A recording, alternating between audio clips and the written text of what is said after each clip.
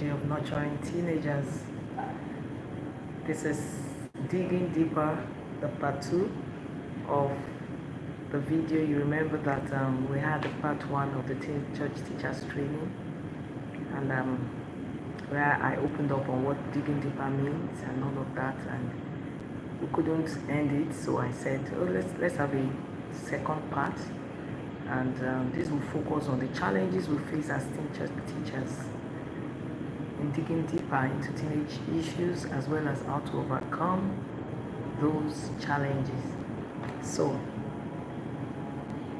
let's quickly run through the challenges that I have right here. The first one is lack of communication. And you know that teenagers struggle to open up or communicate their feelings and experiences, and this makes it difficult to understand their perspective. Some of them resist discussing sensitive issues, and some others get defensive when you confront them with their struggles. So this is actually because of their age. Sometimes, yes, maybe the way they were raised and all. So the family is secretive. A child grows up to be secretive and may not want to tell you what he or she is going through. But because they are still managing and they're still learning to manage their emotions and manage whatever it is they are going through. So they hesitate to tell you those things, the real reason why they are, going through what they are going through. And of course, the other factor is the fact that they may not even know how to put what they are going through into words. I mentioned that in the first video. They may not know how to just say it simply. That's all. So these are some of the issues that we encounter when we are trying to dig deep into teenage issues. All right. The second one is stigma and judgment, and these are two of teenagers' greatest fears. A typical teenager fears embarrassment, fears stigmatization, and hates criticism or judgment. So because they worry that if they share their issues, these issues will be known to many. So they just close up, especially if they've had this experience with a teacher before. If maybe they've opened up to a particular person before and they found out that what they said, what they confided, is already out there. So they will hesitate the next time they want to open up to anyone. Okay, except you build the bridge of trust first. They may not open up. And stigma and judgment also has to do with parents of teenagers. They also share, they fear to share. They fear to share what is going on, and they may just not want to disclose it because they fear that it will stigmatize their teenagers and even their family. It will put their family name, in shame and all of that, casts all kinds of shades on their family image. So they hold on to the real truth behind the issues that their teenagers are going through. And so you try to dig, no way. So this is the second challenge. The third one is time, and this concerns us as teen church teachers. Digging deep requires time, it requires commitment, it requires our strength, is tasking. Okay, both spiritually, emotionally, physically, it's tasking. So as teachers and parents, you know how it is these days. Our schedules are often packed with various commitments and priorities, and this makes it difficult to dedicate sufficient time to delve deeper into teenagers' issues. So, digging deeper is not only about digging deep. You dig, you get what's causing it, then you now start treating, you follow up, and then you provide ongoing support. All of these will take your time, take your strength, that's your emotions, right? So let's not go there if we don't have time, because it's unfair for us to open a wound that's, maybe covered up, or yes, surface, the wound was already treated at surface level. Now it's infected. Now it needs us to reopen the wound so that we can get to the root of the problem, so that we can, now allow proper healing to take place. So there we go, digging the wound and not giving it proper attention anymore. And many of us are guilty of this. We start, counseling a particular teenager. The teenager is confided in you, and then you follow up for a while, and then that's the end. We don't follow through because other things are there to take our time and distract us. So this is also a major challenge. The fourth one is emotional impact. Digging deep, it does not only require our time, it does not only require our strength or our commitment, even our finances, it takes it. But what am I talking about emotional? It also takes a toll on our emotions as teachers. When you are really involved in an issue, it's your own being that is involved in that issue. So digging deeper can evoke strong feelings of frustration, of sadness, or helplessness, as the case may be, and this affects our ability to effectively address the issue at hand. For example, I was involved with a girl.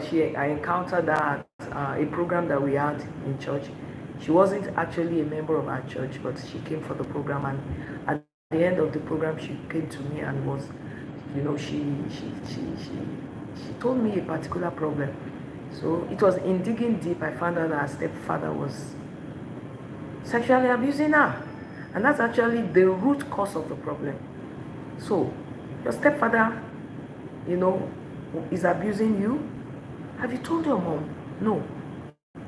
No, have you told your mom? She said she knows. How does she know? She said she knows. Did you ever tell her? She said no, but that she knows. So, why don't you try and tell her?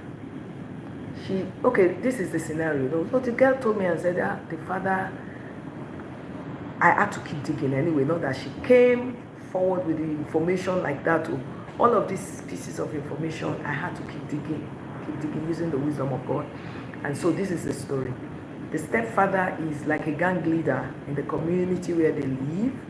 And so our own father and the mom are divorced. The father has gone somewhere. They don't even have access to him, nothing. Okay. So the mother married this gang leader. And so they are living in the same house with this teenage girl. At that time, she was 16. And then this man is sleeping with her. The mother is aware. Now, fear will not let her talk. Fear will not let the mother talk. And the stepfather actually threatened her and told her, if you tell anyone, I'm going to kill you. So that's it. And so the girl is just there. I was frustrated because, so who do I talk to? Is it the mom? And I asked her, should I talk to your mom? She said, never. I should not talk to her mom about it. That her mom cannot do anything about it, even if that she knows and she's not doing anything. So we can't talk to the father. And so that's just it. So I just had to cancel her. Now I really, really felt for her. Sometimes I cry when I meet victims of sexual abuse, child victim, teenage victim, because I went through it. I went through child sexual abuse, and I know the trauma. I know all of the nightmares are associated with it, even up to my adult life. So it was something that really touched me emotionally. I was emotionally disturbed. I was frustrated because I couldn't do much to help her except to pray and to counsel her to be strong in the Lord. And I told her, thank God you're already writing your exams. Very shortly, just concentrate on your exams. If you pass your WAEC and you pass your JAMB, you go to the university. That can be a way for you to leave the house and not return and all of that. And then we kept counseling her and talking to her and encouraging her to be strong, in church and all of that. So sometimes, you just get to this kind of, what do they call it now? Like a rock that you can't even go through except for prayers. But I know that she lightened up and all that. And we kept praying. I don't know where she is right now, but I know she's in good hands. She's in God's hands, and so she's in good hands. Okay, the fifth one is lack of resources. This one is also very frustrating. You know, at times as teachers, we find ourselves lacking the necessary resources to effectively address the complex issues that our teenagers face. And this can include, you know, maybe limited funds, even to organize programs for them and all. You need money. Okay, sometimes some of them are going through serious financial challenges, sincere ones, but you are not even rich enough to support financially, and you may not have maybe a church who is also, you know, able to support for whatever reasons. So it can really be frustrating. Maybe a teenager is sick, is in the hospital, no money, you know, to treat the teenager or to take the teenager for surgery. There are all kinds of issues.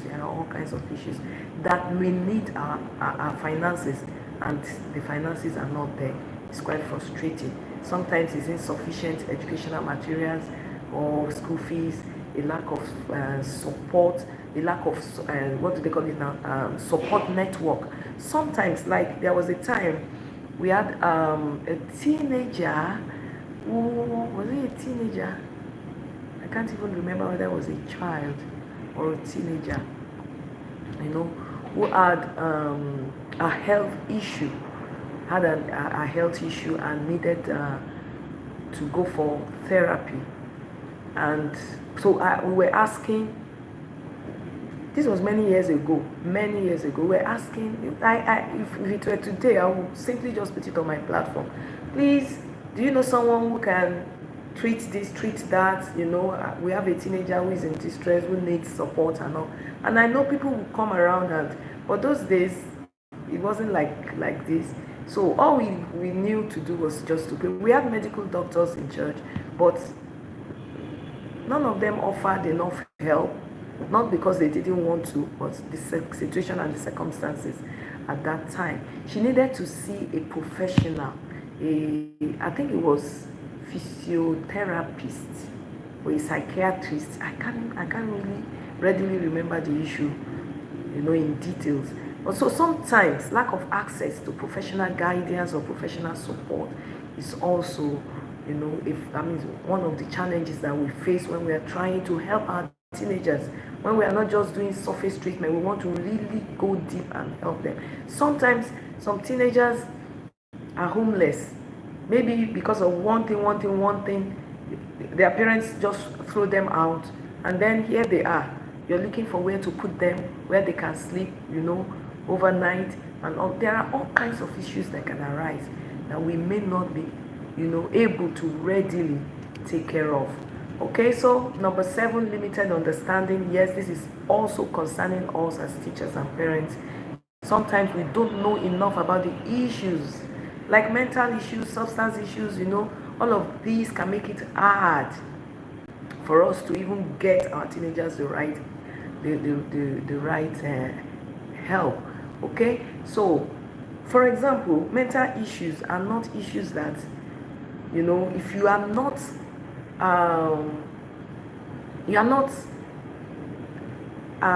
you don't understand what even mental issues is and what it involves. You have adequate knowledge. You do not have adequate knowledge, you cannot help. So you just dismiss the problem sometimes and say, it's just part of teenage problem. It's just, maybe the teenager is in depression. You know, maybe the teenager is even on the verge of committing suicide. But because you don't have an adequate understanding of what the whole concept of mental health is all about, or substance abuse is all about. So we bring everything down to prayer. Yes, prayer is good, counseling is good, but sometimes these children need professional counseling, they need professional help. And we should be able to understand when it gets to that. So, because you are the one that dug it, does not mean you are the one that will treat it. Please, can I say that again? Because you are the one that dug out the issue, does not mean you are the one that can fix it. So, we need sometimes to, you know, we need to learn. We need to learn more about all these issues that our teenagers are going through. We need to read, we need to learn about how to get the right help for all of these particular issues, and not just bring everything down to, oh, let's pray, let's fast. It helps. In fact, it's the first thing we should do, but that's not what, we shouldn't stop at that.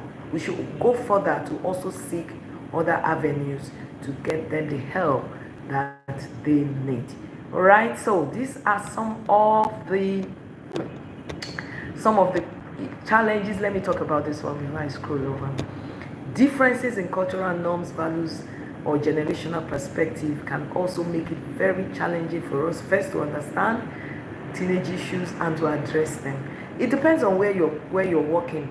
You know, if you're working in a culture or a community where you understand their culture, you understand their, the people. Oh, pretty much you'll be able to fix some of these issues that they are going through. But if you go to another environment and you're bringing all of the things you know into that environment, I tell you, it's the beginning of frustration for you, because sometimes you get to a particular environment, you want to apply all of the solutions you know, and it doesn't work. Sometimes it won't work. It won't work. So you have to settle down and understand the environment where you are at that time. What's their culture? For example, we worked at in a country, and where same sex is legalized. Weed is legalized even in secondary school. Yeah, during break time, a teenager can go just light up the weed and smoke openly. It's legalized. Okay, and you can't even confront these issues openly. If you confront these issues openly and you're reported, you get charged to court, because all of these things are legalized. And if you're biased, then you have to just find a wise way of teaching the young people, all right, on what to guiding them away from it. But you can't come up front and just start condemning. Why are you sleeping with a fellow girl? Why are you a lesbian? Why are you this? You don't do that in that kind of community. Okay, this is me coming from Nigeria, encountering this kind of problems, and I want to help. You know how frustrating that can be. But with God's wisdom, we were able to get through to some of them. We were able to win some of them over and all till we left that place. So that's how it is. These are some of the challenges that we face. Quickly, I will run through some of the solutions that I have. How can you overcome these challenges? It all boils down to us equipping ourselves with knowledge, with skills, with resources, all of these things that we need to understand and to address teenagers' complex issues effectively. If you're not ready to learn more, if you're not ready to learn or relearn, you cannot help the teenager of today. All right, we need first to be spiritually empowered. We need to be spiritually empowered, and that means, yes, you're born again and you're following Christ. Now you have to be empowered. How? The baptism of the Holy Spirit, being in the Spirit every single time, growing in the Spirit every single day. So it's not, you can't help if you are the Sunday type of Christian. You go to church, you listen to the sermon, and that's it till next service day. No. You have to do your own personal study. You have to do your own personal going after the Spirit, yearning after the empowerment of the Spirit, getting empowered in the Spirit every single time. You need to be able to take your teenagers in prayers. You need to be able to intercede for them day and night, not only when you are in church. It's a passion that you have for them. So every time you are praying, you are also, taking them in prayers, taking their issues in prayers, and then the Holy Spirit will start giving you ways out, revelations, and all of that, how you can very well help them. That's spiritually. Now, when it comes to, current trends and issues affecting our teenagers socially and otherwise, we need to stay informed. See, you cannot close your ears because you're a Christian or because of, I don't know, whatever reasons we give ourselves. All of these issues are going on. You are not giving attention to them. Teenagers are going after get-rich-quick schemes. They are doing same sex. Even in Nigeria right now, is going on. They are doing all kinds of things, and you pretend as if it's not happening. No, you have to get interested. What's the level? What's the rate of teenagers going into exam malpractice? You need to have all of this information at your fingertips? What are the solutions that are on ground right now? What are the breakthrough solutions that are coming up and all of that? You need to keep abreast of all of this information. And you can't do that if you don't go out there to look for those information. Enroll for trainings, okay? Register yourself in. Thank God for the internet. There are all kinds of resources online. Get yourself into them. Get involved. Read books, and all of that. So we need that, and that's the first thing I've said it, all right? Number 2, we need to practice active listening. I mentioned it also in the first video. If you are not ready to be a listener, a good listener, and it's to be learned, okay? Some of us don't even know how to listen at all, and you have to learn it. I have a course on active listening alone as it concerns teenager, how you can actively listen to your teenager in a way that you know what's going on in the minds of your teenager with the intention of helping. So active listening to their experiences and their perspective, very important. You need to learn it, because you dig deep. You are able to dig deep by learning, by hearing, by listening. Okay, you ask leading questions and then you listen. From their responses, you are able to know what to say next that will take you even deeper. All right, so active listening, very important. Very important. I have talked about understanding the diverse background and experiences of our teenagers. You also need to understand. You don't get to a place and then you just start talking and you just start saying, okay, let's do this. No, you have to understand what's going on in that particular place. For those of us who are teen church teachers who move from one place to another, you get to a church that's different from where you're coming from. Settle down and understand the environment. You get to a particular church, the teenagers are okay, they're respectful, they listen, at least they try to be obedient, they respect their teachers. You get to another environment, they confront their teachers. They tell you, so what? What do you want to do? And if you're coming from this other environment, you get into this place and you want to just launch into it, you will get dizzy. Then you stabilize before you now understand. No, wisdom demands that we settle down first. You understand the environment. You understand the teenagers you're dealing with. You understand the parents. You understand what's the parenting method in this place. Are the parents permissive? Are they trying to raise their children? What about the church environment? How is the church environment? How are the parents doing with their children? Are they raising their children well? Are they doing a good job? Or they are not even trying at all? You understand all of those things before you delve into issues. Otherwise, you may run into a brick wall. I've talked about finances. That's one big issue that we also have. So how do we solve it? We need to network. We need to connect. We need to connect with teachers, fellow teachers, parents, our church leaders, our church pastors. We need to work hand in hand with them, build strong relationships with all of these stakeholders. Okay, I've taught so much. I have teachings on how to collaborate with the teenagers we are teaching, how to collaborate with the teachers, our co-teachers, how to collaborate with parents, how to collaborate with the church leadership in a way that we will be more impactful. When we have the support of these people, we'll be more impactful, because we are all supposed to be working to achieve the same purpose. Okay, so we need to know how to build positive relationship with our teenagers and also with all the stakeholders that are involved in teaching and training them. All right, don't forget that creating a supportive and non-judgmental environment where teenagers feel comfortable expressing themselves and sharing their concerns is very important. I've talked about it. One of the reasons a teenager will not talk to you is 2, stigma and judgment. They don't want to be judged. They don't want their matters to be spread abroad. So you first must create that non-judgmental environment as in your teens church. Build up your teachers. Please, whatever comes in stays in. Don't discuss anybody's matter except it's absolutely necessary. Except even sometimes the teenager will tell you can't tell my parents. So, and that's it. You can't tell.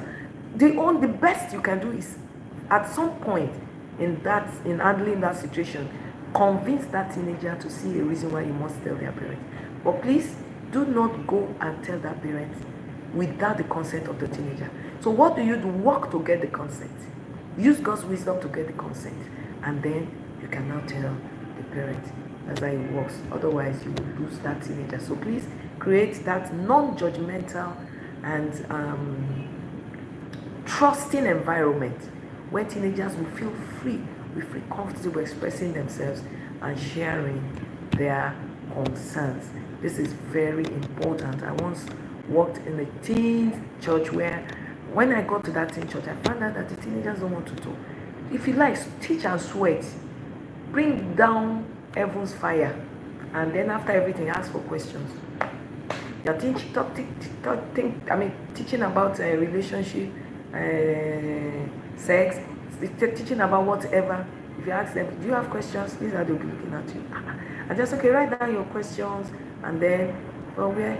So it was later when I started getting used to the teenagers, they told me that there's nothing they say in that church that the teachers will not go and say outside the teens church. They go and tell their parents, everybody in church will know.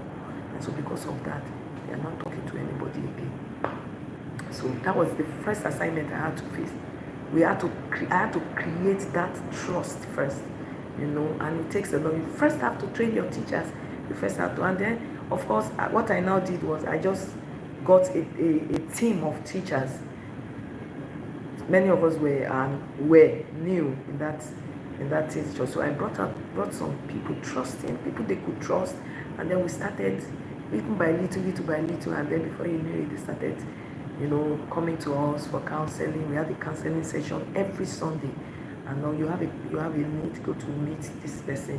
So because they know that, okay, this person, they can talk, they'll go and talk to that person, and since there was no incident of any secrets divulged or nothing, with time they relaxed, they started asking their questions and all of that, and we're able to help them more. So this is very important. You want to dig deep, please create a good environment, a trusting environment where you can,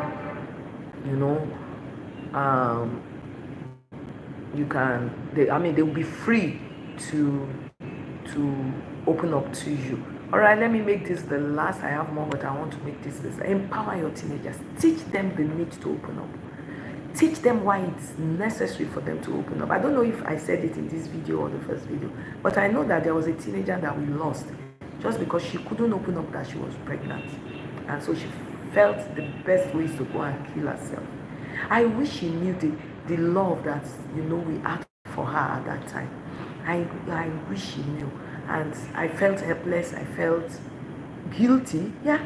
I felt very guilty. I felt I didn't do enough with this teenager. I felt that I should have. There were so many I should have, from many of us who knew her, who taught her at that time. So please, let's also teach them the importance of opening up. One of the things they should know is that there's no problem that is special. And there's no problem that doesn't have a solution. You just have to talk to the right person. And they need to know this. Because maybe at home, they don't even know that there is no special problem because of the way our parents will carry the problem on their head and carry and shout and do and that's what parents do.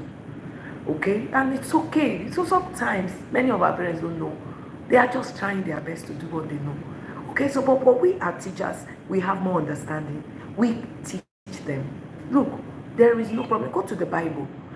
What didn't happen in the Bible? There are many things that happen in the Bible. But what happened? Well, everything sorted out. Everything sorted out. I don't want to go into all of those situations, okay? But look at David's story. Look at all of those stories. Let's encourage them. You have a problem. You feel like it's the end of the world. That's when to look for someone to talk to. When you talk to someone, what happens? You tell them all of the things that happen. I can't say all of those things here right now. They are really in my head, or I can't say them. I don't want this video to be more than 30 minutes. And that's it. So, please, we need to teach them. We need to empower them. Okay? And this is where I will stop for these challenges. Now, there's one other thing I'm going to teach concerning digging deeper, and this is the programs that we can organize. There are specific programs that you can organize that will help you. It's not all the programs you're doing in this church that will do that, but there are some specific programs that will help you that will help them to open up to you without even knowing they are opening up. Okay, so I will do that in video 3 of digging deeper, and then we'll wrap it up. The Lord bless you. Thank you for giving me your time. I hope this video has, opened you up to some knowledge, some giving you some value. Please, if that is so, let me know in the comment section. I beg you, let me know you have watched this video. Even if you just say a word, say just one word for me to know you watched. If you've not subscribed, please subscribe to this channel and like this video as well. The Lord bless you. The Lord bless your work in his house, and the Lord reward you for all the services you're rendering in the lives of his teenagers. God bless you, and see you again some other time. Bye for now.